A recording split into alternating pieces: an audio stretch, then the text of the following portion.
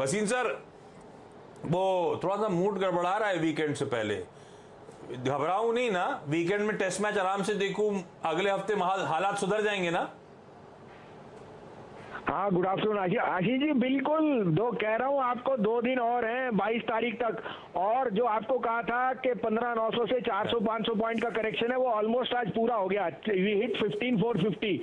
I think we will be still, there will be pessimism till Tuesday, but you write it down. First week of July we are headed to 16,000. Secondly, Fed's indicating a rate hike in 23 means growth is back. Now growth will not come cheap. If you are able to sell at a higher point, you will buy, you will borrow at a higher rate.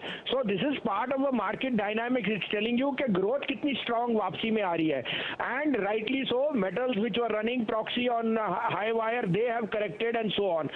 मैं अभी भी सोचता हूँ gold lenders are going to do extremely well because their collateral services, और ये जो correction आएगी gold में, बाइंग आएगी अगेंस्ट कोलैटरल, तो this is a good time to be there.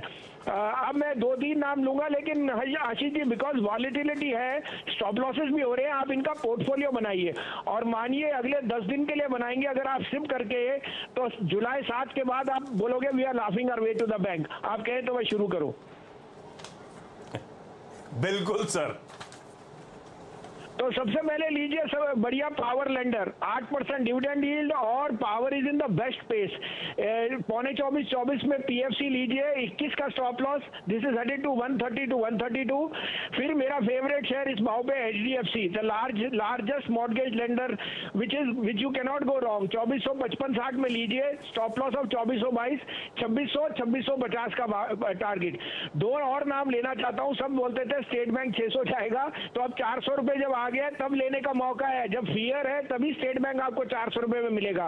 और सन फार्मा, अगर आप एक्सपोर्ट अर्निंग्स पे आईटी को रीरेट कर रहे हैं, Sun is the largest earner in pharma on the export front, so buy Sun Pharma. Both the stocks I would recommend a SIP because the volatility in the next 10 days can give you a good average price.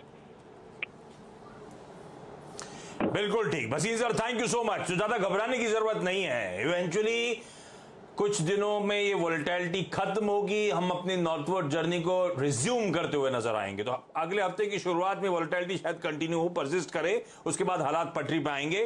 कई सारे stocks हैं, stop losses ध्यान दीजिएगा और दिग्गजों में SIP करते चलिएगा। तो एसआईपी वाले पहले मेंशन कर देता हूं, जो वसीम सर ने अभी अभी कहा। एसबीआई फियर है, पिट रहा है स्टॉक, हेडलाइन तक में हमने मेंशन करा था, तो एसबीआई में खरीदारी करनी है। और सन फार्मास्यूटिकल, आईटी चल रहा है, रुपया कमजोर हो रहा है, तो एक्सपोर्ट ओरिएंटेड सेक्टर्स में फार्मास्यूटिकल को भूलिएगा नहीं, तो सन फार्मा एक बेहतरीन पिक हो सकता है। आने वाले कुछ दिनों में अच्छे रिटर्न्स आएंगे। और इस समय का तड़का और जोड़ लीजिए इसमें, पीएफसी जिसकी डिविडेंड यील्ड तगड़ी और पावर एक स्वीट स्पॉट में है, और दूसरा एचडीएफसी, बढ़िया पेडिग्री, खरीद के चलिए। लेवल्स और stop losses please note down कर लीजिएगा।